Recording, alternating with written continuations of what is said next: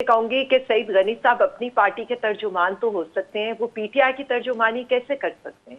और ये जो इत्तेहाद है, ये रोज सुबह शुरू होता है, कोई इनके 7-8 वुज़रा आते हैं, इमरान खान इमरान खान इमरान खान।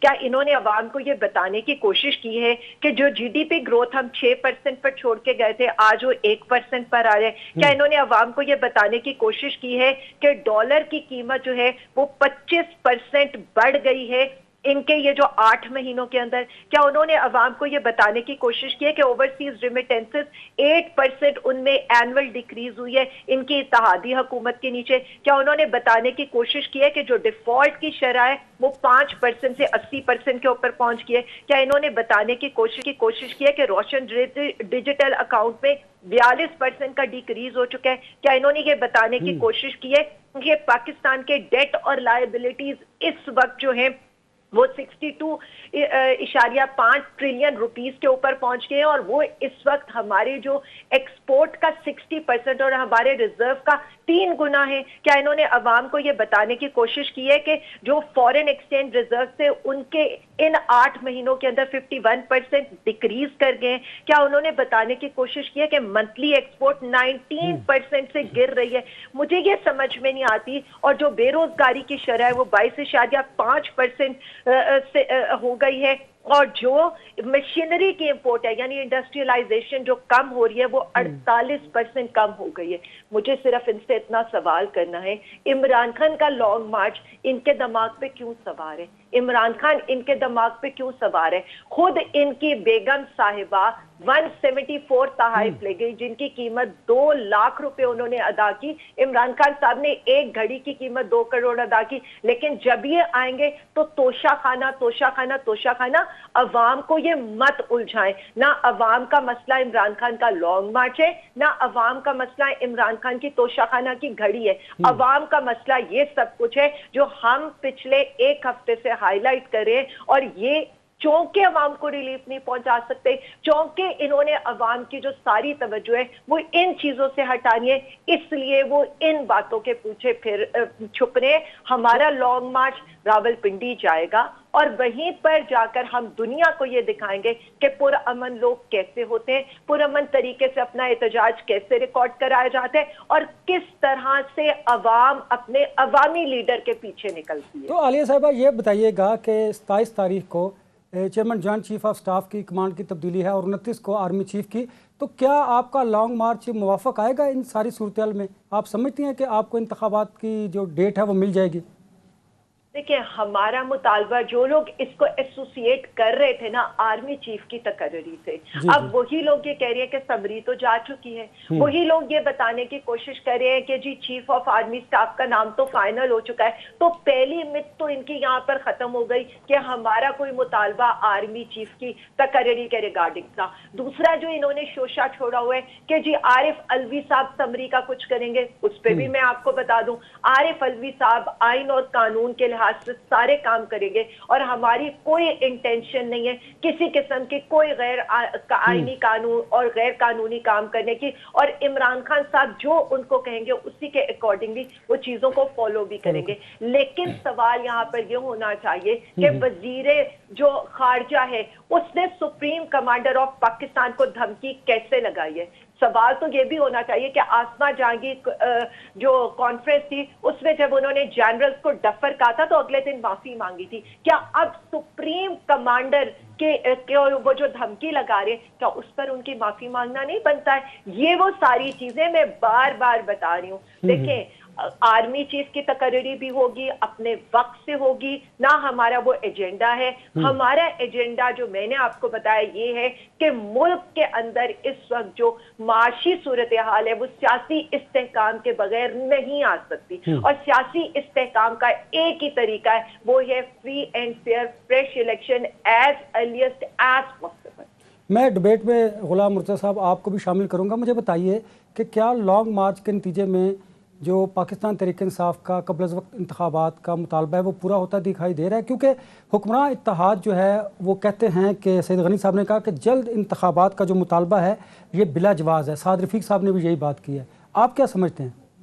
देखिए, इंतखाबात का मुतालबा जब 4 साल पूरे हो जाएं किसी भी गवर्नमेंट को تو انتخابات کا مطالبہ کبھی جائز یا ناجائز کی بات نہیں ہوتی. اگر کوئی اپوزیشن یا مقبول ترین جماعت پاکستان کی پاکستان تحریک انصاف وہ اگر یہ کہتی ہے کہ الیکشن کروا دیے جائیں تو الیکشنوں کا میرے خیال میں کوئی ایسا اتنا بڑا ایشو نہیں ہے. الیکشنز ضرور کروا دینے چاہیے. اگر ارلی الیکشنز کی بات کر رہے ہیں تو ارلی الیکشنز بھی کروا دینے چاہیے. دوسری طرف اگر ہم یہ دیکھیں کہ یہی مطالبہ 4.25 سال گورنمنٹ ہوئی تھی پاکستان تحریک انصاف کی, عمران خان سے تمام اپوزیشن جماعتیں کر رہی تھیں کہ یہ ارلی الیکشنز ہو گئے. کیوں الیکشن کرواؤں میں تو 5 سال پورے کر کے الیکشنز کرواؤں گا. بات یہ ہے کہ جس طرح کی صورتحال کا سامنا عمران خان صاحب کو تھا اسی طرح کی صورتحال کا سامنا ان کو ہے. جس طرح مثالیہ حمزہ بتا رہی ہیں کہ جو ریمیٹنسز کی حالت ہے, جو ہمارے ایکسٹرنل ڈیٹس ہیں, جو ہمارے انٹرنل ڈیٹس ہیں, جو ہماری باقی اکانومی کی آلموسٹ صورتحال ہے, اگر صرف فگرز کو ہٹا دیا جائے تو آلموسٹ جو پاکستان تحریک انصاف کے دور میں عوام کی حالت تھی آلموسٹ اتنی ہی ورسٹ کنڈیشن اس وقت بھی ہے. نہ انہوں نے کوئی ایسا اقدام اٹھایا جس سے کوئی پاکستان کی گراس پروڈکشن جو ہے اس میں کوئی اضافہ ہو سکے, نہ انہوں نے کوئی قدم اٹھایا. فگرز کو اوپر نیچے کرنے سے, میں طالب علم ہوں اکانومی کا, فگرز کو اوپر نیچے کرنے سے کوئی ایسا نہیں ہو جاتا کہ آپ کی اکانومی جو ہے وہ بوسٹ کر گئی ہے اور آپ کی اکانومی جناب بہت اوپر چلی گئی ہے. ایک کامن مین سے پوچھیں کہ وہ 4 سال سے, پچھلے 5 سال سے اس کی حالت کیا ہے کہ وہ اس وقت بھی بل نہیں دے پا رہا تھا, وہ اس وقت بھی بل نہیں دے پا رہا, اس کے بعد اس وقت بھی کاروبار نہیں تھا, اس کے وقت اس وقت بھی کاروبار نہیں تھا. خان صاحب نے کرونا کو سامنے رکھا تھا اور یہاں ابھی سیلاب اتنا ورسٹ آیا ہے کہ شاید ہی کبھی اس سے پہلے اس طرح کا بدترین سیلاب دنیا میں یا پاکستان میں کبھی آیا ہو. تو پاکستان کی یہ اکانومی دیکھیے, اور ایگریکلچر اکانومی ہے, آپ کا 70% آپ کا ایریا جو تھا اس کے اوپر ایگریکلچر لینڈ کا, وہاں پانی کھڑا تھا, اور اگر آپ کی ایک پوری کراپ فارغ ہو جاتی ہے تو آپ کے جی ڈی پی میں آپ خود اندازہ لگا سکتے ہیں کہ وہ کہاں سے دھڑم گرے گا اور کیا حالت ہوگی کسانوں کی. کسانوں کو پیکج دیا 1800-1850 ارب روپے کا. اب اگر وہ اچھی فصل آ جاتی ہے ان کی گندم کی تو ان کی تھوڑی سی حالت ہم یہ کہہ سکتے ہیں کہ بہتر ہو سکتی ہے. بیک ٹو دا کویسچن کہ کیا آرمی چیف کے جو ڈیٹ آف اپوائنٹمنٹ ہے ان دنوں میں اگر عمران خان صاحب یہ کر رہے ہیں, یقین جانیے جو ہونا ہے, جی بالکل دباؤ بڑھانا ہے, جو ہونا ہے. میں آپ کو یہ بات بتا دوں, یہاں پورا پاکستان کھڑا کر دیں آپ جا کے کسی جگہ کے اوپر, جو ہونا ہے وہی ہوگا, اور جنہوں نے کرنا انہوں نے وہی کرنا ہے, جو ڈیسائیڈ کیا جا چکا ہے جو کرنا ہے وہی کرنا ہے. اور اس سے خان صاحب کی اپنی پولیٹیکل جو ان کی لیگیسی ہے اس میں دراڑیں پڑ سکتی ہیں, اس میں خرابی آ سکتی ہے, لیکن خان صاحب کے جو مطلوبہ مقاصد ہیں وہ پورے نہیں ہو سکتے. وہ ایک پولیٹیکل پلیئر کے طور پہ سامنے آئیں, وہ ان چیزوں کو برداشت کریں, تحمل سے دیکھیں. ان کی بڑی پاپولیرٹی ہے پاکستان میں, لوگ ان سے بہت محبت کرتے ہیں, نوجوان طبقہ چاہتا ہے کہ جب عام انتخابات ہوں گے اس میں ہی پتہ چلے گا. فیصل, میں آپ کی طرف آؤں گا کہ کیا سیاسی استحکام اور اس سے جڑا ہوا یہ نظام چند افراد کے ذاتی عزائم اور ان کی خواہشات کا اثر ہے؟ بالکل ایسے یہ حالات تو بالکل ایسے ہی لگ رہے ہیں کہ شاید یہ سیاسی استحکام, بلکہ میں یہ کہتا ہوں کہ یہ سیاسی عدم استحکام کی طرف معاملات بڑھ رہے ہیں. جس طرح کے حالات پیدا کیے جا رہے ہیں کہ ایک جماعت نے اپنے مطلوبہ مقاصد کے لیے تمام جماعتوں کو آگے لگایا ہے اور کوشش یہ کی جا رہی ہے کہ کسی طرح ان کا مطالبہ منظور کر لیا جائے, ارلی الیکشن کروا لیے جائیں. لیکن ارلی الیکشن کا مطالبہ بھی تو آئینی ہے نا, لیکن مطالبہ تو نہیں ہے یہ. انور صاحب, مسئلہ یہ ہے کہ شاید خان صاحب سمجھتے ہیں کہ اگر ٹائم زیادہ ہو گیا تو اسحاق ڈار صاحب کو ڈیلیور نہ کر جائیں, ڈیلیور کرنے سے ان کی سیاسی جو ساکھ ہے وہ متاثر ہو, تو شاید وہ اس وجہ سے لگے کہ جتنا جلدی الیکشن ہوگا جو ایک ہائپ بنی ہے وہ اس کو کیش کروانے کے چکر میں لگے ہوئے ہیں, اور اس چکر میں وہ ہر طرح کے وہ اقدام اٹھا رہے ہیں. کبھی وہ لانگ مارچ کر رہے ہیں, کبھی وہ دھرنے دے رہے ہیں, اور پھر ایک جو اہم تعیناتی ہے, بڑی تعیناتی ہے, اس کو متنازع بنانے کی کوشش کی جا رہی ہے. ہر طرح سے انہوں نے کوشش کی, پھر انہی دنوں میں لانگ مارچ کا اعلان کرنا. تو یہ بہت ساری چیزیں ہیں, جو بہت سارے فیکٹر ہیں, بظاہر یہی دکھائی دیتے ہیں کہ عمران خان صاحب چاہتے ہیں کہ کسی طرح جلدی الیکشن کروا لیے جائیں, یا پریشر وہ بلڈ کرنے کی جو کوشش کر رہے ہیں. شاید وہ یہ سمجھ رہے ہیں کہ انہیں کوئی کامیابی مل سکے, لیکن ظاہر ہے دوسری سیاسی جماعتیں انہوں نے بھی اپنے حالات کو دیکھنا ہے کہ اگر نون لیگ اس موقع پر الیکشن میں جاتی ہے تو اس کو کتنا نقصان ہو سکتا ہے. آج جیسے خان صاحب نے ایک بیان بھی دیا, جو ایک صحافیوں سے ملاقات ہوئی, کہ اگر ارلی الیکشن کرواتی ہے تو نون لیگ جو ہے وہ عوام اسے مسترد کر دیتی ہے، اگر وہ نہیں کرواتی تو ملک دیوالیہ ہو سکتا ہے. مطلب وہ ساری کنڈیشن کے ساتھ بڑے اچھے طریقے سے وہ کھیل رہے ہیں، اس کو شاید دیکھ رہے ہیں، اور عوام جو ہے وہ ان کی باتیں سن رہی ہے، ان کے بیانیے کو وہ زور و شور سے سن بھی رہی ہے، اور جس طرح ان کے آزادی مارچ میں لوگ بڑھ چڑھ کر وہ حصہ لے رہے ہیں، تو شاید اسی کا وہ فائدہ اٹھا رہے ہیں خان صاحب، اور وہ ایک عجیب سی افراتفری کی کیفیت پھیلا رہے ہیں اور کوشش کر رہے ہیں کہ اس پہ عالیہ حمزہ صاحبہ کا بھی ٹیک لیتے ہیں. عالیہ صاحبہ 26 نومبر کو کیا سرپرائز دینے جا رہے ہیں آپ لوگ؟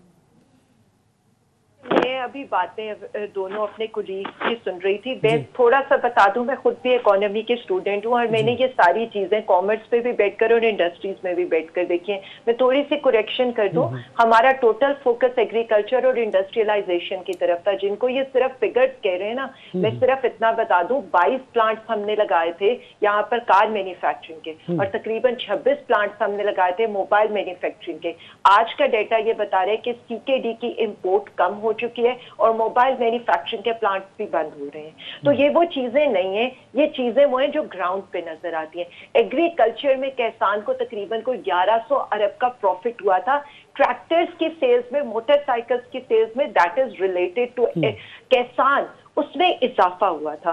دیکھیں انڈسٹریلائزیشن کی شرح ایسے ہی 14% کی نہیں ہو چکی تھی جو پچھلے 6-8 مہینے سے مسلسل گرے جا رہی ہے. ٹیکسٹائل انڈسٹری کو ایسے ہی بوم نہیں مل گیا تھا، اور IT انڈسٹری بھی آپ کے سامنے تھی.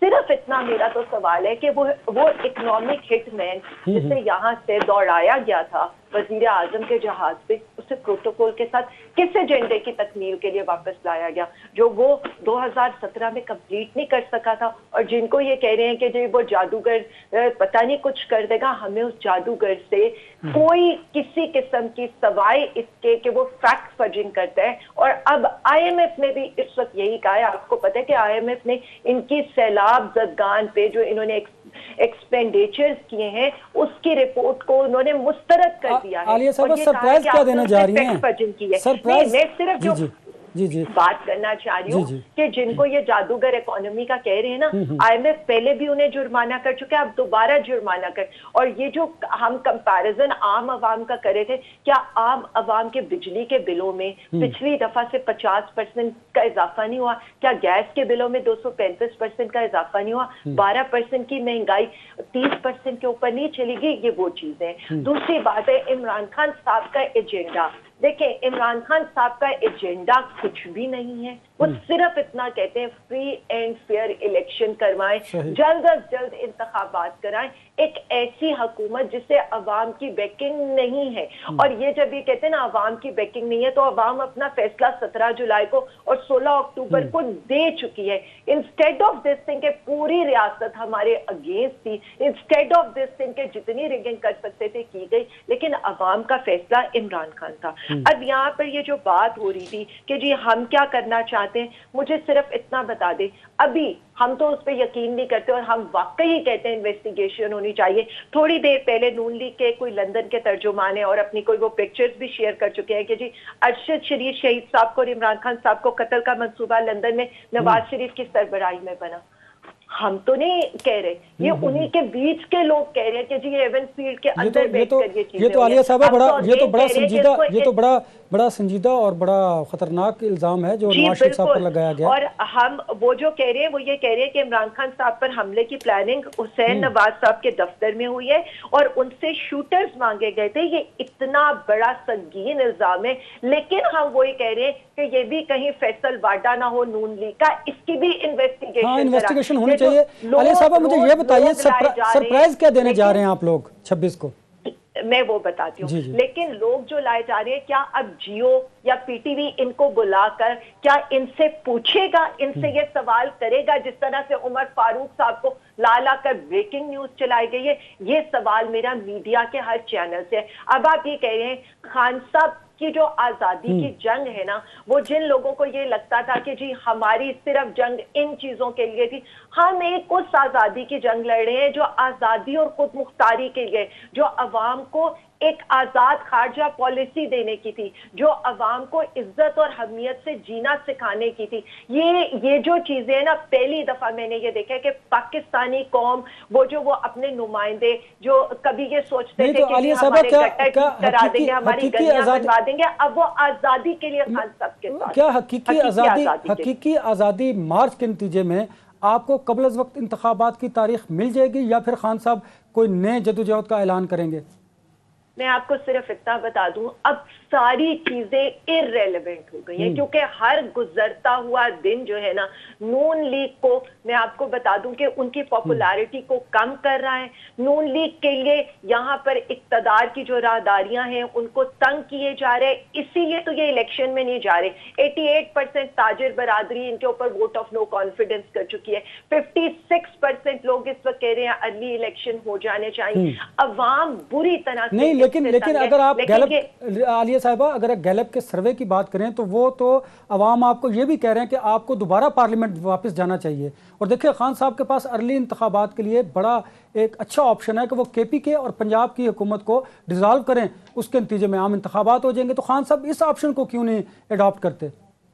میں صرف اتنی سی بات کروں گی کہ یہاں پر جب یہ بات کی جاتی ہے کہ جی ہم اسمبلیاں کیوں ڈیزالو نہیں کرتے, تو مجھے صرف اتنا بتا دیں کہ وہ اسمبلیاں جہاں پر عوام نے ہم پر کانفیڈنس کیا ہے وہ ہم ڈیزالو کر دیں, لیکن جہاں پر یہ لوگ مسلط ہو کر آئے ہیں جن کے پاس عوام کا مینڈیٹ بھی نہیں ہے, ایک 88 سیٹس والی پارٹی ہے, ایک 55 سیٹس والی پارٹی ہے, جنہیں پورا عوام نے اقتدار میں آنے کا مینڈیٹ بھی نہیں دیا ہے, وہ پارٹیاں اقتدار کے اندر مسلط رہے. لیکن وہ پارٹی جسے سنگل ہینڈڈلی 2/3 میجورٹی کے پی کے میں ملی ہے, ابھی 17 جولائی کو عوام نے جس پر ٹرسٹ کر کے پنجاب کی حکومت اسے ان سے کھینچ کے دلوائی ہے. آپ یہ چاہتے ہیں کہ ہم انہیں چھوڑ دیں, لیکن ان کو ہم یہاں پر مسلط, لیکن حکومت تو کہتی ہے کہ ہم نے انتخابات اپنے وقت پر کروانے ہیں, تو پھر حالات تو خراب ہوں گے نا.